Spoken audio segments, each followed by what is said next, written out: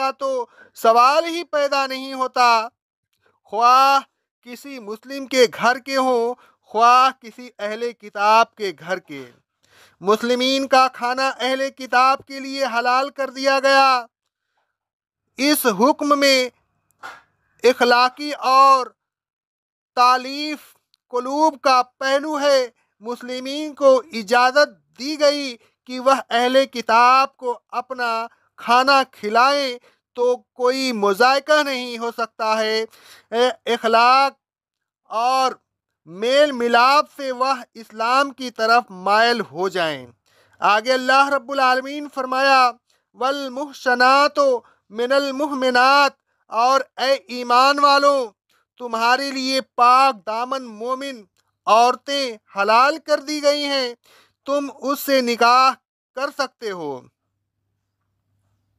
जिन औरतों से निकाह हराम है उनकी तफसील सूरह निसा की आयत नंबर 23-24 की तफसीर में बयान किया जा चुका है। निकाह के जुमला मसाइल इंशाअल्लाह तबारक व ताला सूरह नूर की आयत नंबर 32 की तफसीर में बयान की जाएगी।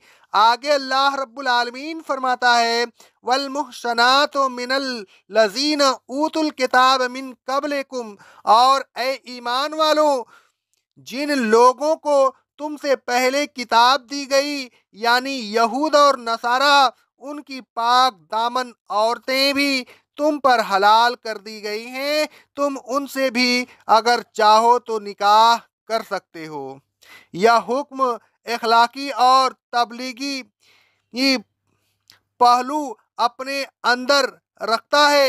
हो सकता है कि वह औरत और उसके अजीज व अकारिब इस्लाम को करीब से देखें और ईमान की दौलत से माला माल हो जाएं।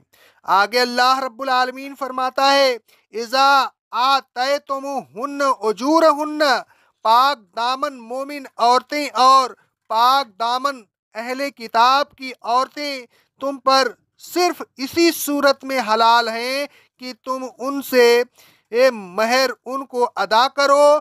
उस आयत से मालूम होता है कि महर की अदायगी बहुत ज़रूरी है, उसकी अदायगी से गफलत बरतना अच्छा नहीं।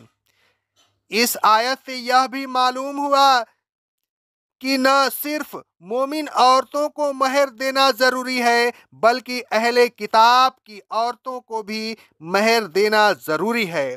अक़ौलु क़ौली हाज़ा, अस्तग़फ़िरुल्लाह अस्तग़फ़िरुल्लाह अस्तग़फ़िरुल्लाह।